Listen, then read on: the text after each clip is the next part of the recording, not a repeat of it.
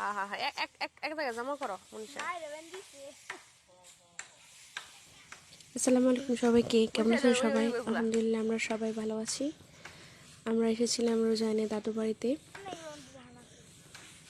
এখানে চলছে হচ্ছে মাড়াকাটির উৎসব। ধান কাটা, মাড়াই, শুকানো, ভাঙানো সব কিছু মিলিয়ে একটা উৎসব মুখর পরিবেশ চলছে এখানে। ইনি হচ্ছে আমার ননদিনী মনীষা রানী, এখানে কাজ করতেছে। এবার আমাদের শেরপুরে স্মরণকালের ভয়াবহ বন্যা হয়েছে, তারপরেও আমাদের এলাকায় ভালো ধান হয়েছে। শেরপুরের অনেক এলাকায় ধানের কোনো অংশও নাই।